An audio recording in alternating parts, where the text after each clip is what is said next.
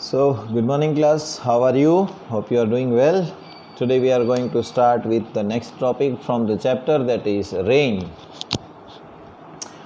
Let us go back now to the question of how clouds are formed and bring us rain. We could start by doing a simple experiment which demonstrates some of the factors influencing this dramatic changes, climatic changes. क्या करना है activity में? Let us see take an empty bottle of the sort in which bottle water is stored, pour about 5 to 10 ml of water into it and close the bottle tightly. Shake it well and leave it out in the sun for 2 to 10 minutes. This causes the air in the bottle to be saturated with water vapor. Now take the lighted incense stick, open the cap of the bottle and allow some of the smoke from the incense stick to enter the bottle. Quickly close the bottle once more. Make sure that the cap is fitted tightly. Press the bottle hard between your hands and crush it as much as possible. Wait for a few seconds and release the bottle. Again press the bottle as hard as you can. Now see what happens. The above experiment replicates on a very small scale what happens when air with a very high content of water vapor goes from region of high pressure to a region of lower pressure, or the vice versa. When water bodies are heated during the day, a large amount of water evaporates and goes into the air. जब दिन में गर्मी पड़ती है तब क्या होता है कि वाटर बॉडीज़ में से, यानी कि तालाब है, नदी है, समुंदर, उसमें से कुछ पानी भाप बन के ऊपर उड़ता है. Some amount of water vapor also gets into the atmosphere because of various biological activities. कुछ पानी जो है सिर्फ नदी समुंदर का भी नहीं, हमारे बायोलॉजिकल प्रोसेस जो होते हैं, राइट. जैसे हमको पसीना आया, हवा लगी तो सूख गया, पेड़ को भी परस्पिरेशन होता है, जानवरों को अभी होता है, सबको होता है ना, तो वो भी एटमॉस्फेयर में ही जाएगा, right.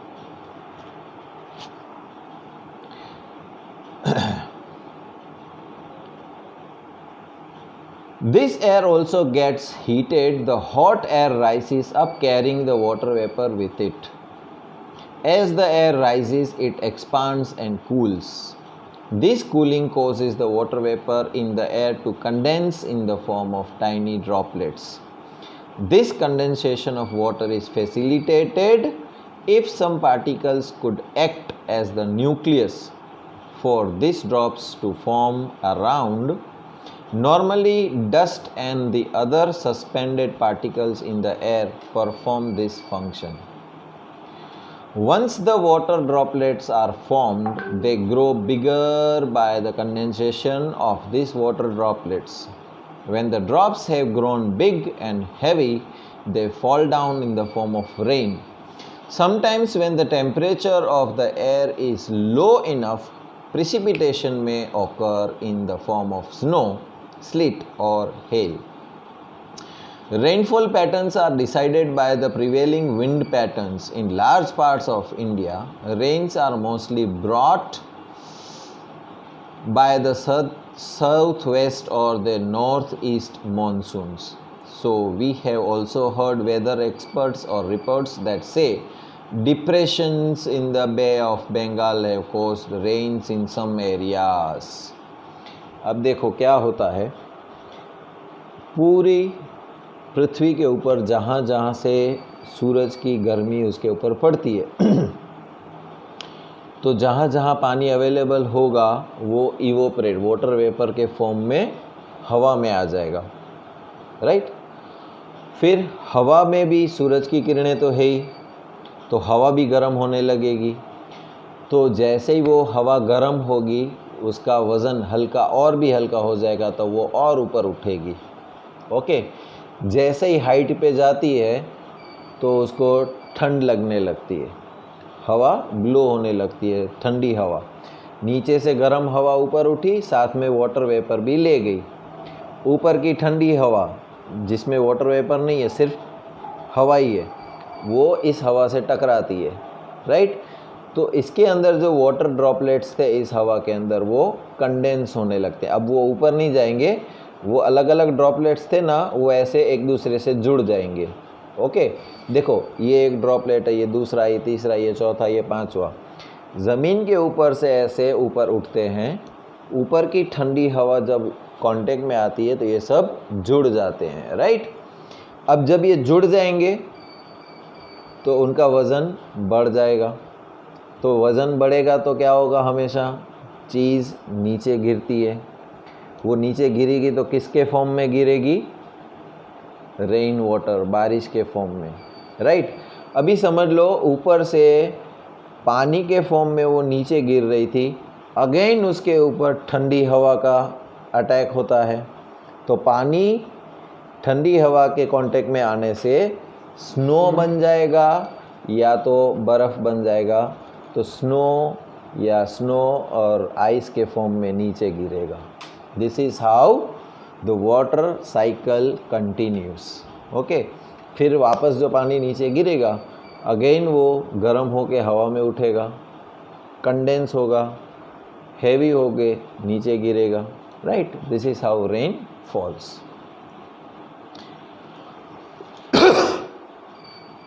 Now air pollution. What is air pollution? We keep hearing of the increasing level of oxides of nitrogen and sulfurs in the news. People often bemoan the fact the quality of air has gone down since their childhood. How is the quality of air affected, and how does this change in quality affect us and other life forms? The fossil fuels like the coal and the petroleum contain small amounts of nitrogen and sulfur. When these fuels are burnt, nitrogen and sulfur too are burnt, and this produces different oxides of nitrogen and sulfur. Not only is the inhalation of these gases dangerous, they also dissolve in rain to give rise to the acid rain. The combustion of fossil fuels also increases the amount of suspended particles in the air. These suspended particles could be unburnt carbon particles of the substance called hydrocarbons. Presence of high level of all these pollutants causes the visibility to be lowered, especially in cold weather when water also condenses out of air. This is known as smog and is a visible indication of air pollution. Studies have shown that regularly breathing air that contains any of these substances increases the incidence of allergies, cancer and heart diseases. And increase in the content of these harmful substances in air is called air pollution. अब देखो, जो भी हवा के अंदर, हवा इंसानों को, जानवरों को, पेड़ पौधों को, सबको चाहिए सांस लेने के लिए, क्योंकि उसके अंदर ऑक्सीजन होता है। ओके, अभी फॉर एक एग्जाम्पल मैं आपको बताऊं कि आप आजू बाजू में कोई कचरा जलाओ, राइट। आपके आजू बाजू कोई कचरा जलाओ, वो कचरा जलेगा, उसका धुआं बनेगा, फिर आप उस जगह पर थोड़ी देर ऐसे ही खड़े रह के सांस लेना, तो क्या होगा, वो धुआं आपको यहाँ पर चुभने लगेगा, तो आप रुमाल या हाथ रख दोगे, डायरेक्टली उसको अंदर जाने नहीं दोगे। तो हमें पता है कि बहुत सारी फैक्ट्रियाँ चल रही हैं, बहुत सारे व्हीकल्स चल रहे हैं, बहुत सारे कचरे कहीं ना कहीं जलाए जा रहे हैं, तो ये सब स्मोक पार्टिकल्स ने वो सब हवा में ही रह जाते हैं, है ना। ऊपर से ये हमको दिखते कब हैं, जब ठंड का मौसम होता है, हवा ठंडी होती है, तो ये सब जो ड्रॉपलेट्स होते हैं वो भी हवा में जम जाने लगते हैं, है ना, सेमी सॉलिड फॉर्म में आने लगते हैं। तब दूसरी चीज़ें जो अदर गैसेस जो एटमॉस्फेयर में, वो भी उसके साथ में जम जाएंगे। तो दूर की चीज़ जो है वो तुम्हें, दूर की चीज़ आपको क्लियरली नहीं दिखेगी। जैसे कैसे फॉग वाला ग्लास हो, हम लोग ऐसे करते हैं ना, तो कांच के ऊपर थोड़ी सी भाप जैसा आ जाता है, तो कांच के उस पार क्या है हम देख नहीं पाते हैं।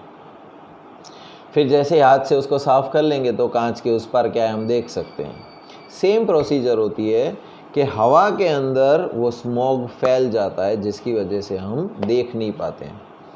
तभी तो हम जब बीमार पड़ते हैं बहुत, तो डॉक्टर हमको बोलता है ना कि भाई ऐसी जगह घूम के आओ जहाँ पर हवा शुद्ध मिले तुम्हें, हिल पहाड़ी रीजन में चले जाओ, राइट। तो हम लोगों को वहाँ पर हेल्दी हवा मिलेगी तो हमारी बॉडी जल्दी रिकवर करना शुरू करेगी। वरना क्या होगा कि हम दवा तो खा रहे हैं ठीक होने के लिए, एलर्जी हो जाती है, कैंसर हो जाता है, तो दवा तो खा रहे हैं ठीक होने के लिए, लेकिन साथ साथ फिर और भी पोल्यूशन अंदर भी जाता है। मतलब दवा असर कर रही है, पोल्यूशन भी जा रहा है, दवा असर कर रही है, पोल्यूशन भी जा रहा है, मतलब दोनों एक साथ हो रहा है। तो रिकवर होने में हमको टाइम लगता है। लेकिन कभी हम ऐसी जगह घूमने चले जाए हिल स्टेशन के वहाँ पर जहाँ पर हवा शुद्ध होती है, तो क्या होता है कि हम जल्दी रिकवर होने लगते हैं, right. So this is all about air pollution. Water a wonder liquid, पानी जो है एक जादुई तरल पदार्थ है, right. Water occupies a very large area of the earth surface and is also found underground. पृथ्वी का बहुत सारा भाग, 3/4 यानी कि 75% जितना जो है वो तो पानी में डूबा हुआ है। Some amount of water exist in the form of water vapour in the atmosphere, ऊपर से वाटर वेपर के फॉर्म में एटमॉस्फेयर में भी पानी है। Most of the water on the earth surface is found in sea and oceans and is saline. जो भी पानी है वो ज़्यादातर तो हमको समुद्र में मिलेगा, ज़्यादा से ज़्यादा पानी। और समुद्र का पानी खारा होता है, ना खेती में काम आता है, ना पीने में काम आता है, ना नहाने में काम आता है। Fresh water is found frozen in the ice caps at the 2 poles. और फ्रेश वाटर जो है वो बर्फ़ के फॉर्म में जमा हुआ है दोनों पोलार्स पे। And on the snow covered mountains, तो समुंदर का जो पानी बहुत सारा है वो तो सलाइन है, नमक वाला है, हमको काम नहीं आ रहा है। और जो शुद्ध पानी है वो बर्फ़ के फॉर्म में है। तो लिमिटेड अमाउंट का पानी जो है वो ही हमारे पीने या खेती करने लायक बचा हुआ है। The underground water and the water in rivers, lakes and pond is also fresh. However the availability of fresh water varies from place to place. तो कभी कभी आप देखते हो कि फ्रेश पानी कुछ ज़मीन पे ज़्यादा मिलता है, कुछ पे कम मिलता है। फॉर एग्ज़ाम्पल राजस्थान में देखो, लोग पानी की बहुत वैल्यू करते हैं क्योंकि वहाँ पर पानी की शॉर्टेज होती है। और कई ऐसी जगह पर है, जैसे केरला साइड में बहुत सारा रेन होता है तो गांव डूबने लगते हैं। आसाम की साइड में देखो तब भी यही होने लगता है। Practically every summer most places have to face a shortage of water. जब गर्मियाँ बढ़ती है तो हर एक प्रांत को पानी की किल्लत प्रॉब्लम होने लगती है। And in rural areas where water supply system has not been installed. अभी हमारे घर में तो क्या है, म्यूनसिपाल्टी का नल लगा हुआ है तो नल में पानी आता है। तो कभी एक दिन आएगा, एक दिन नहीं आएगा, शॉर्टेज हो जाएगी, क्या करेंगे, रोज़ पानी नहीं देंगे, एक दिन देंगे, एक दिन नहीं देंगे। अगर बारिश नहीं आई, सूखा पड़ा, अकाल पड़ा पानी का, तो 2 या 3 दिन में या हफ्ते में एक बार पानी देंगे। तो हमें भरने तो नहीं जाना पड़ रहा है, घर पे आ रहा है। लेकिन सोचो जहाँ पर वाटर सप्लाई सिस्टम अवेलेबल नहीं है, जैसे कोई गांव है, तो वो नदी या कुएं का पानी, तो कुएं पे हर रोज़ भरने जाना पड़ेगा। People are forced to spend considerable amount of time in fetching water from far away sources. जैसे पुरानी पिक्चर में दिखाते हैं ना कि लेडीज़ लोग जाते हैं मटका लेके, पानी भर के आते हैं कपड़े धोने के लिए, बर्तन धोने के लिए। तो वो सारा पानी उनको कुएं से अपने घर तक लाना पड़ता है या नदी से लाना पड़ता है। सोचो कितना मेहनत का काम लग जाता है। और हम तो बाथरूम में जाके नल खोलते हैं और आ जाता है। सोचो उनको जिनको तकलीफ़ है पानी की। इसीलिए बोलते हैं don't waste water, a single drop of water is also very precious. But why is water so necessary, and do all the organisms require water? All cellular process takes place in a water medium. All the reactions that take place within our body and within the cell occur between substances that are dissolved in water. तो ये पानी इतना ज़रूरी क्यों है? क्योंकि हमारी body के जो भी रिएक्शंस है, जैसे भूख लगना, नींद आना, प्रोटीन बनना, ताकत आना, ये सारे के सारे वाटर अगर बॉडी में है तो ही पॉसिबल है, वरना पॉसिबल नहीं होगा। अगर हमारी बॉडी में से वाटर लेवल जो है वो डिक्रीज़ हो जाएगा, घट जाएगा हमारी बॉडी में पानी, तो हमको बीमारी हो जाएगी, एडमिट होना पड़ेगा। अगर पानी का लेवल बढ़ जाता है तब भी हमारे लिए नुकसान करता है। तो एक पर्टिकुलर अमाउंट मेंटेन करना पड़ता है पानी का, ठीक है। इसीलिए बोलते हैं कि थोड़े थोड़े समय पर पानी पीते रहो।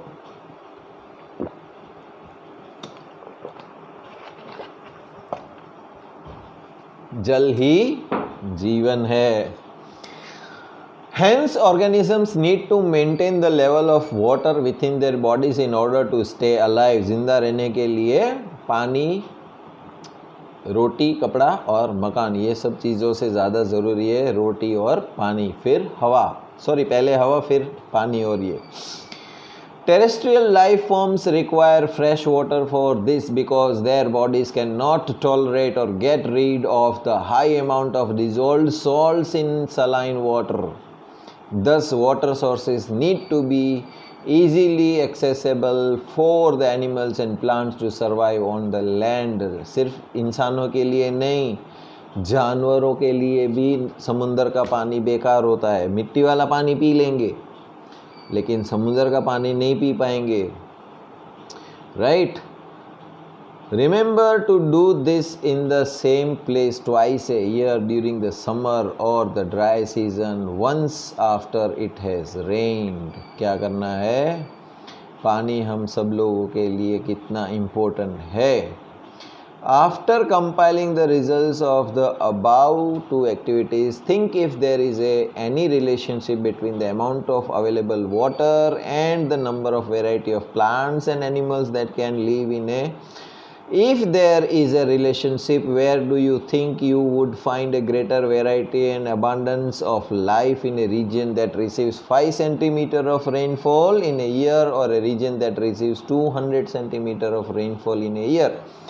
अब इसमें एक छोटी सी एक्टिविटी है जो ये हमको बताती है कि बायोडाइवर्सिटी, बहुत सारे लाइफ फॉर्म्स, जानवर के फॉर्म में, मछलियों के फॉर्म में, कीड़े मकोड़ों के फॉर्म में, इंसानों के फॉर्म में, बर्ड्स के फॉर्म में ज़्यादा कहाँ मिलेगी? तो उस जगह पर मिलेगी जहाँ पर पानी अधिक मात्रा में हमारे पास, और वो भी फ्रेश वाटर, सलाइन नहीं। जहाँ पर शुद्ध पानी ज़्यादा मात्रा में होगा वो तो नॉर्मल है, राइट। अभी देखो इस साल बारिश आई, हम लोगों को मेज़रमेंट क्या होता है कि अगर हमीसर फुल भर गया मतलब अच्छी बारिश हुई, हमीसर नहीं भरा तो अच्छी बारिश नहीं आई। हमारे पास ये इंडिकेशन है भुज में, राइट। उसी तरह रेनफॉल जो होता है ना, वो कितने सेंटीमीटर बारिश पानी पड़ा है ना, कितना इंच बारिश पड़ा, उसके ऊपर से डिसाइड होता है। तो सोचो कोई एक जगह जहाँ पर पूरे साल में सिर्फ 5 सेंटीमीटर बारिश होती है, और कोई एक ऐसी जगह है जहाँ पर 200 सेंटीमीटर पानी गिरता है, तो सबसे ज़्यादा लाइफ कहाँ पॉसिबल होगी? वहीं पर जहाँ पर 200 सेंटीमीटर एनुअल रेनफॉल होता है। तो पानी जहाँ पर होगा वो तो ऑब्वियस बात है कि सब लोगों को पानी चाहिए अच्छा खासा। हम लोग इंसान भी जैसे कैसे स्थलांतर करते हैं, एक जगह से दूसरी जगह चले जाते हैं जहाँ पर पानी अवेलेबल होता है, तो जानवर भी ऐसे ही होते हैं। कुछ जानवर जो होते हैं वो कुछ सीज़न में जब पानी अवेलेबल नहीं होता तो दूसरी जगह चले जाते हैं, फिर जब बारिश होती है वहाँ पानी आता है तो वापस अपनी यहाँ पर आ जाते हैं। Okay, The availability of water decides not only the number of individuals of each species that are able to survive in a particular area, but it also decides the diversity of life there. Of course, the availability of water is not the only factor that decides the sustainability of life in a region.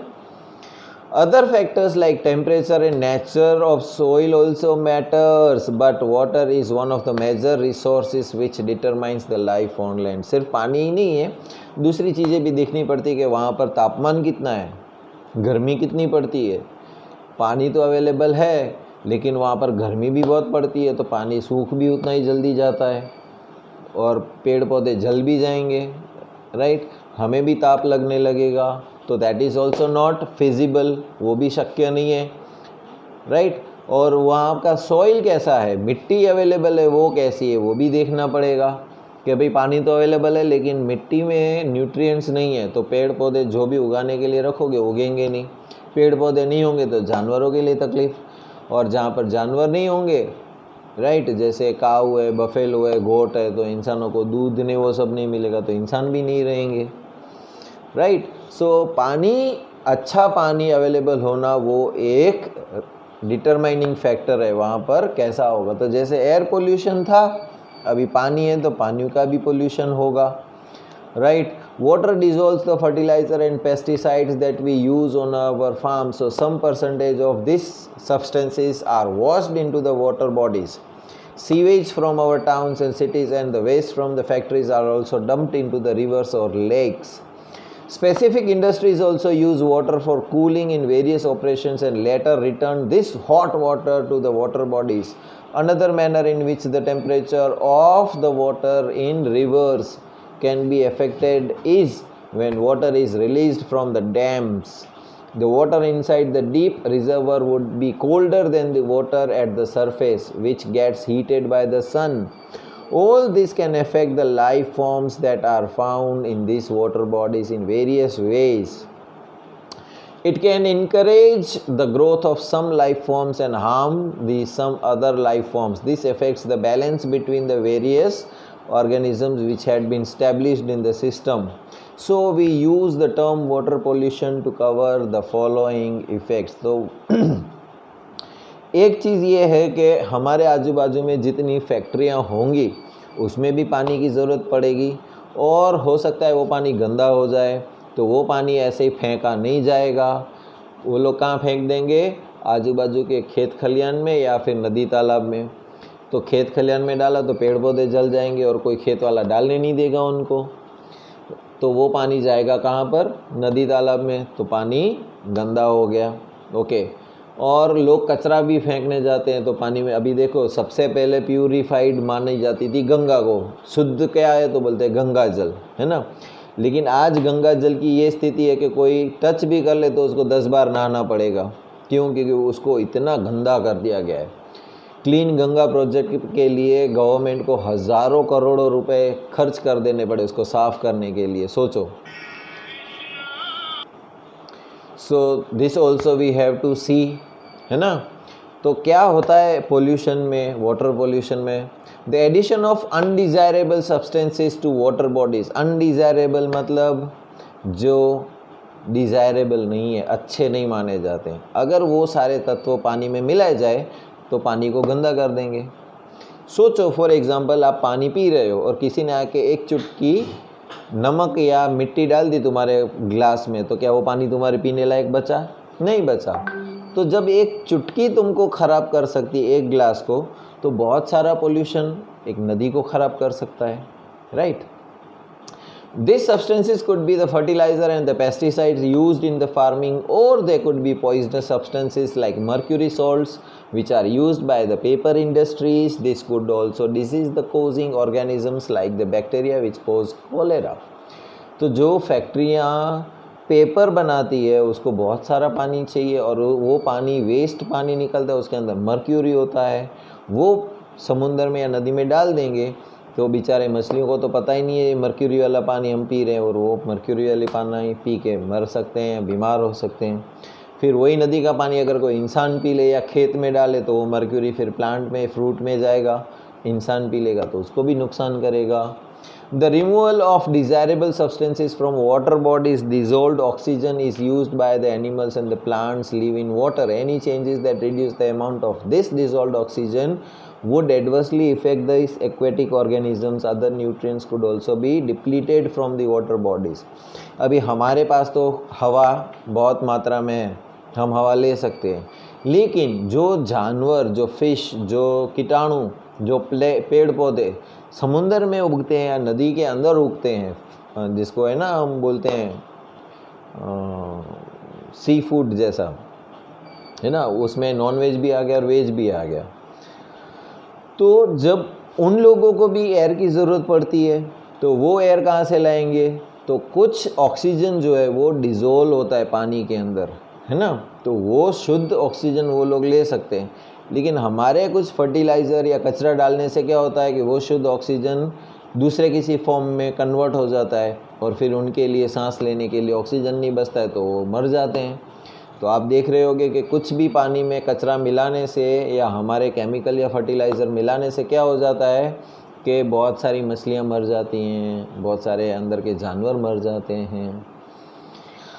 So desirable चीज़ें जब निकल जाती हैं और undesirable चीज़ें जब पानी में मिल जाती हैं तो वो कहलाता है water pollution. A change in temperature, aquatic organisms are used to certain range of temperature in the water body where they live, and sudden marked change in the temperature could be dangerous for them or affect their breeding. The eggs and larvae of various animals are particularly susceptible to temperature change. अभी होता क्या है कि कभी कभी सूरज की गर्मी बढ़ जाती है, राइट, और हमारे एटमॉस्फेयर में बहुत सारा स्मोक होता है, तो वो स्मोक ज़्यादा गर्म कर देता है एटमॉस्फेयर को, तो पानी जो है वो गर्म होने लगता है और उड़ने लगता है, और एक टाइम तो कभी आता है कि सूख जाता है तालाब, तो उस पानी में रहने वाले जीव जंतु कहाँ जाएंगे? मर जाएंगे। तो टेम्परेचर बढ़ना भी एक मुसीबत है उनके लिए, और वो भी वाटर को पोल्यूट कर सकता है। अभी हमारा बचता है नया टॉपिक जो हम कल करेंगे, mineral riches in the soil. ज़मीन के अंदर और भी खजाना भरा पड़ा है। क्यों?